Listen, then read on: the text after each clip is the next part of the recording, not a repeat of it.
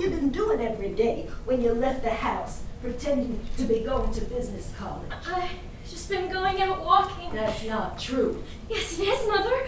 I just went walking. Walking? Walking in winter? Deliberately caught pneumonia in that light coat? Where did you walk to, Laura? All sorts of places. Mostly in the park. Even after you'd started catching that cold? It was the lesser of two evils, Mother. I couldn't go back. I threw up on the floor. From 7:30 until after 5 every day.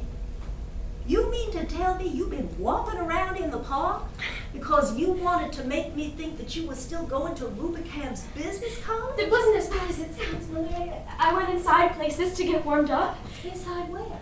I went in the art museum and the birdhouses at the zoo. I visited the penguins every day. Lately, I've been spending most of my afternoons in the jewel box, that big glass house where they raise the tropical flowers. You did all that to deceive me, just for deception. Why? Why? Mother, when you're disappointed, you get this awful suffering look on your face, like the picture of Jesus' mother in the museum. Hush. I couldn't face it. I couldn't. So what are we going to do now, honey, the rest of our lives? Just sit down here in the house and watch the parades go by? Amuse ourselves with the glass menagerie? Eternally play those old worn-out records that your father left us as a painful reminder of him? Can't have a business career. Oh no, we can't have that. That just gives us indigestion. What is there left for us but dependency all our lives?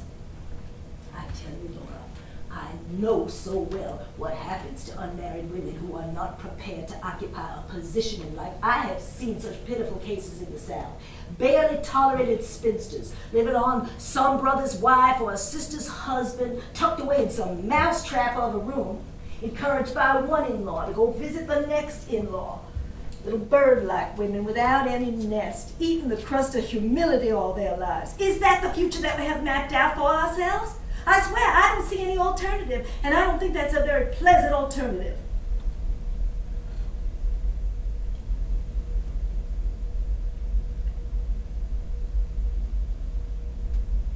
Of course, some girls do marry. My goodness, Laura. Haven't you ever liked some boy? Yes.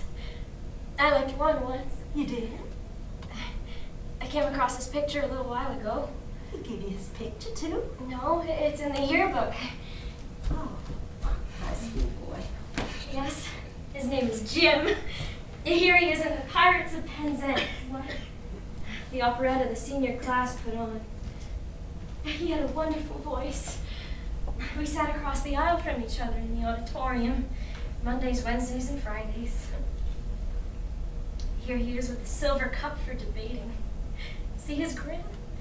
So he had a grin, too. He used to call me Blue Roses. What do you call you a silly name like that for? When I had that attack of pleurosis, he asked me what was the matter. I said I had pleurosis, and he thought I said blue roses. So that's what he always called me after that. Whenever he'd see me, he'd holler, "Hello, Blue Roses."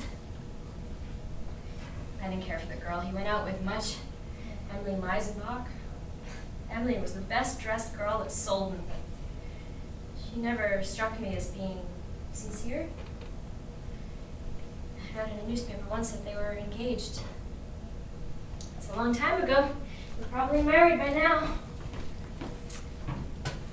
It's all right, honey. It's all right. Doesn't matter. Little girls who are not cut out for a business career sometimes end up married to very nice young men. And I'm just going to see to it that you do too. But, Mother, What is it now? I'm crippled. Don't say that word. How many times have I told you never to say that word? You're not crippled. You just have a slight defect. Why, girl and they had long, graceful skirts sweeping the ground, it might have been considered an asset.